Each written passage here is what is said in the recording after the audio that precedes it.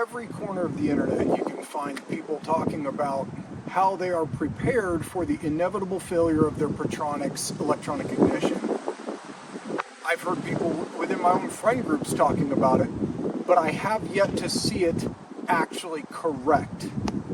If you stay tuned, I'll tell you exactly why.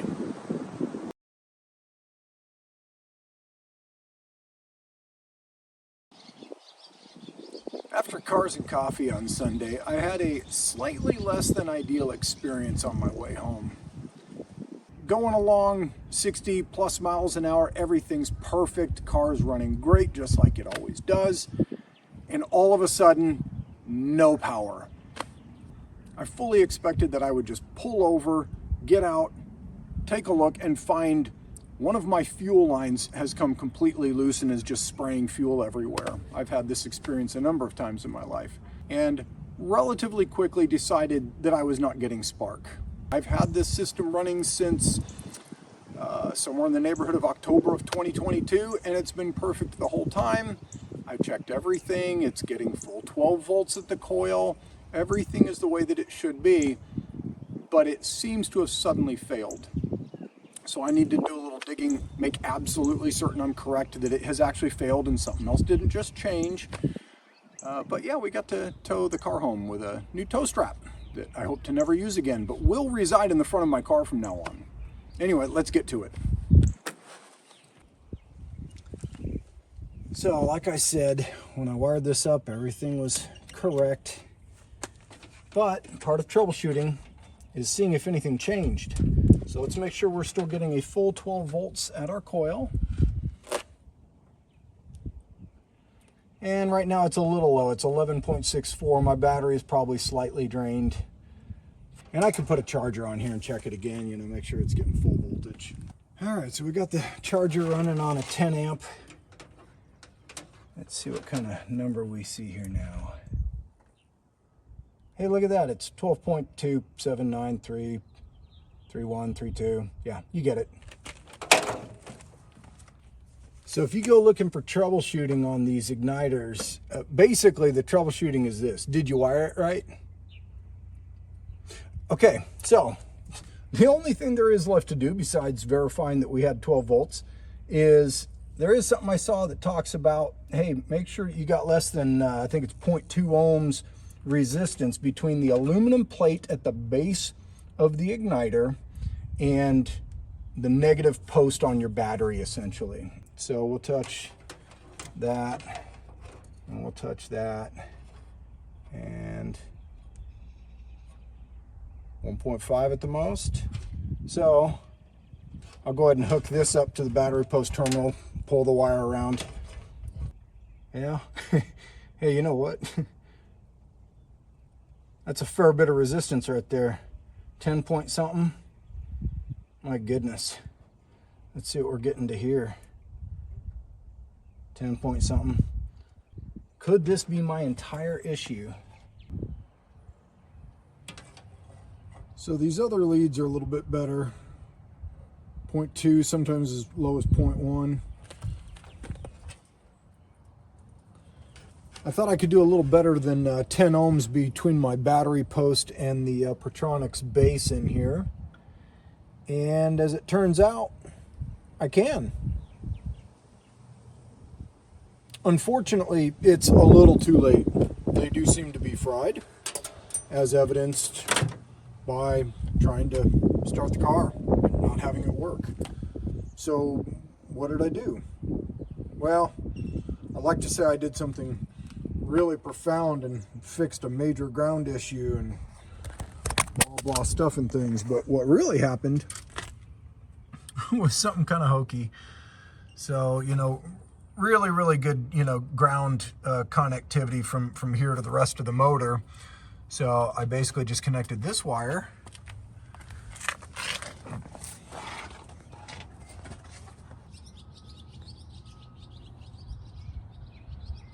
to here as a temporary workaround.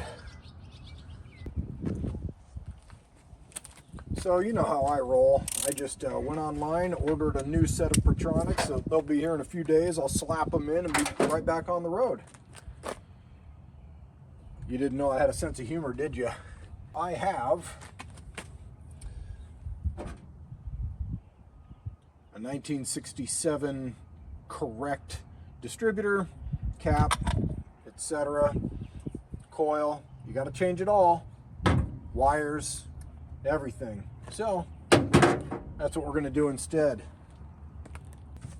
All right, so it's easy to find people online saying, hey, I'm ready in case my electronic ignition fails me because I carry around a points and condenser. Why is that wrong? Well, here's reason number one. The coil is different. The coil that belongs in your application runs like 3.5 ohms, 4 ohms, somewhere in there when you're running points and condenser. This guy right here, 0.32 ohms. You do not want to use this coil. So you need to carry points, condenser, and a coil. Why else? The spark plug wires are different. And I'm forgetting the term right now, I'll put it on the screen. These plug wires here are for an electronic ignition. These are for a standard ignition. So you need also plug wires. Here we have a standard copper core wire, which is essentially 0 ohms. And here's one of my shorter suppression wires showing 980, give or take. And the longer suppression wire at about 1320. So yes, there is a designed 500 ohms per foot of resistance in these wires, and for good reason. But that might not be all. If, like me, your old plug wires are meant for this type of tip,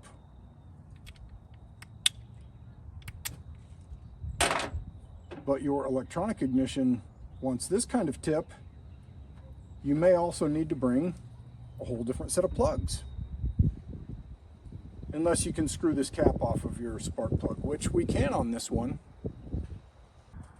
So if you're not carrying, at a minimum, points, condenser, plug wires, and coil, you're not actually ready in case your electronic ignition fails you. And in my case, I actually need a whole different distributor as well. Well, I don't need one, I want one. But hang on, don't click away just yet, because this story has a twist. Oh! Oh no! Oh, now I know there's a twist! I'm gonna spend the whole film guessing what it is! Damn you, Dominator!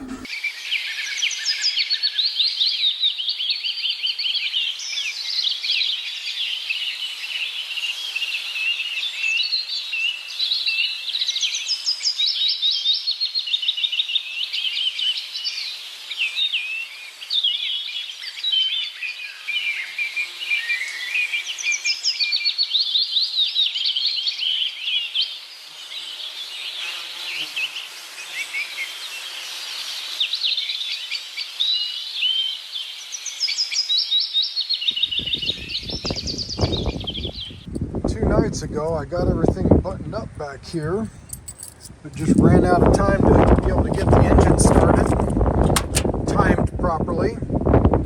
So the car had to spend the night in the rain last night. So when it was time to choose a different coil to put into here, I had two options, and interestingly, the one that looks worse is the one that had the better numbers. So we just want to do a real basic check here, testing for continuity across the positive and negative post. We want ideally somewhere between 3 and 4.5. So this is real good here. And then from the actual coil plug wire to either the positive or the negative, and we're looking for between 9,500 and 11,000 out of this. Let's see if I can get it right. And there you are, 9,700. So this turned out a lot better than the other coil, so this is the one I'm using. So now it's time to go ahead and set the timing on this thing so I can get it started. But you can't really set the timing perfectly until you get it started. And so I'm going to start by setting my timing statically, and then once the engine is running and warmed up, then I'll go ahead and fine tune it. Now there's a little bit of a difference dealing with this stock distributor over like an 009, and that is that every time I take off this cap, I have a very good chance I'm going to lose these clips. So as I take this off, I'm going to make sure not to let it just fly away. Be very careful and push down the slightest little bit, because it doesn't take much. The way that these clip into the distributor body is insane and very problematic. Now this one is the real challenge over here on this side, because it's so much lower and easier to just get lost. And realistically, I'm going to go grab my magnet and a little flathead screwdriver. All right, so we're just gonna, yeah, and I lost, but it's still there, fortunately. Reach down into here with my tiny little fingers and just force this thing loose, because it's actually a little tighter than the other side was, because I don't want to trust that it's going to stay there just because it did initially. I've lost it too many times that way. So now that we've got the cap loose, we can see if our rotor is lining up with the notch on the body of the distributor, and hey, it is. So we are basically right at top dead center. Now there are pages and pages of discussions on the Samba about which flywheel you have attached to which vintage of motor, to tell you whether the far left line is 0 and what the other lines are. And the reality is, the only way you're going to know that is if you were inside the engine. The other way that you can figure it out is through some trial and error, but it's really not all that important. I'm going to set this thing statically, and then once it's running, I'm going to use my timing light, but primarily I'm going to be going by sound as to whether the timing is right. And these notches are really just going to be an indicator of approximately where we are. Line it up with this notch here. If we come forward a little bit, you can kind of see how that needs to line up. It's real close right now. All right, so now it's time to set our time statically. And I've seen this process described in a way that I don't really see how it would work. So I'll kind of talk to you about what that said and what I do differently. Basically, we've got our generally green wire coming from our condenser and points over to the negative side of our coil. We're going to interrupt that line.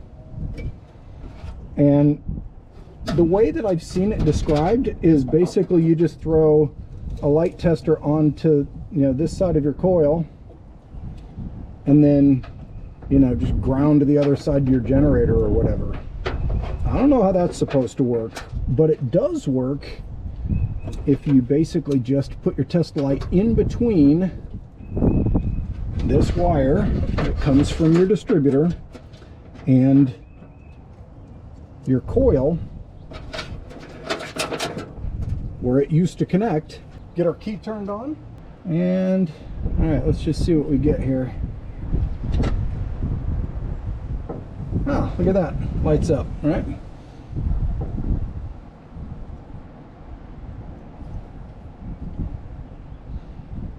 goes out.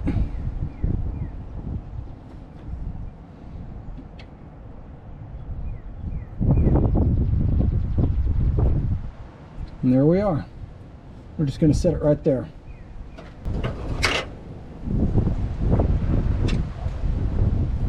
I'm not going to tighten this all the way. I just want to make it not so easy to move accidentally. And we're going to put all this back together.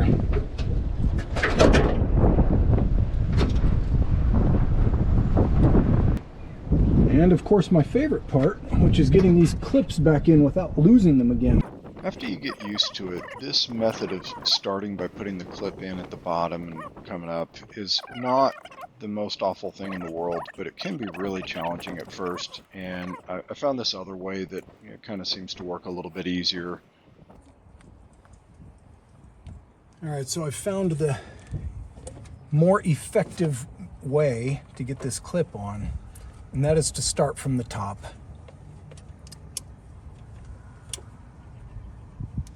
Get the top pushed into position and then push until the bottom slides into place. So much simpler. Wish I would have known that, I don't know, a long time ago. And then of course the other side is relatively very easy too, and we can start at the bottom over here on this one, because the only challenge at all on this one is just trying to do it with a hand that doesn't obscure the camera. There we go. Boom, in place. All right, I've done a once over, made sure it looks like everything's connected like it should be, and I'm gonna go see if it'll start.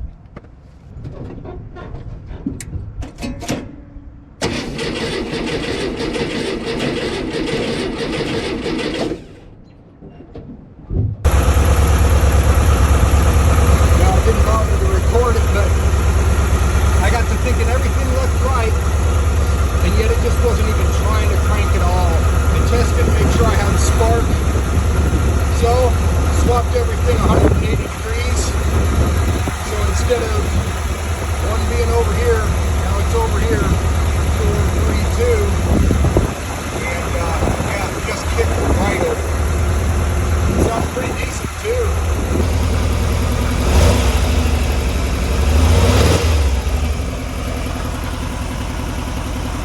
The directions that I have read talk about pulling the vacuum line from the distributor, capping it off, but I also know the idiot manual is not correct on some key points to do with Type 3s in particular. It sounds so darn good right where it is. I just thought I'd go put it under a load. All right, let's go ahead and hit it a little bit. Man, it sounds so good. There's no way I said it perfectly right from the beginning, right? Oh, this sounds so good. I'm doing freeway speeds, you know, for this car on the back road in my neighborhood.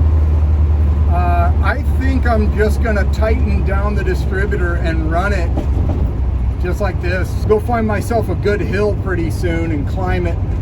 While I was waiting for my pizzas to be ready, I decided to bust out and check my dwell, and it's only 41. We want the dwell to be, you know, closer to like 50, plus or minus 3 or whatever. So we got our positive, got our ground on the strap of the generator here. We got our dwell wire hooked up to the negative side of the coil, and we've got our number 1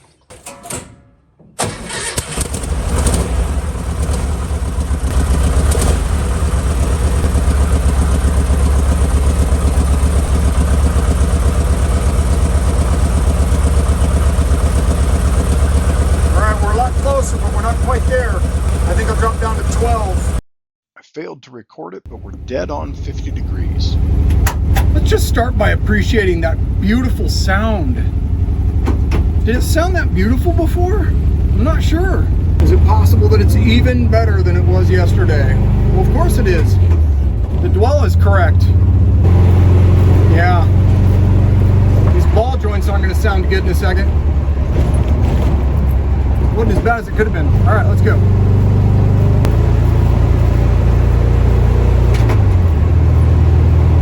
Oh yeah, man. Very happy.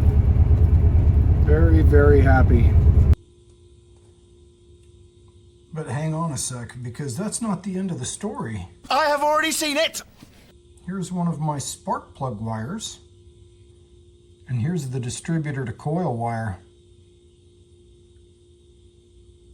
This thing seems completely dead. Nothing. Nothing.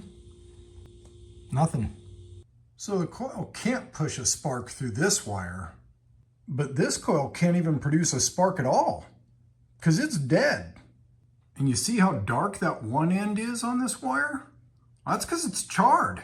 So clearly we have failure right there. So here's what I'm thinking. That huge amount of resistance in the motor put too much strain on the system, fried this, and in the process this. Very possibly there's nothing wrong with the igniter at all. Finding out that the coil and wire had failed, I could have just replaced those parts, put them on the engine, and likely it would have ran for quite a while. But knowing why they failed, due to that tremendous amount of resistance in the engine ground, that's the kind of solution I'm after. Now when I replace these parts, I know that they should last as long as they're capable of lasting. Hey, don't forget, if you're appreciating this content, do the liking and the subscribing and stuff. Apparently it helps. I don't know. That's what I've been told. I'll keep showing you every time I screw stuff up and how I get through it. That's what I'm committed to doing.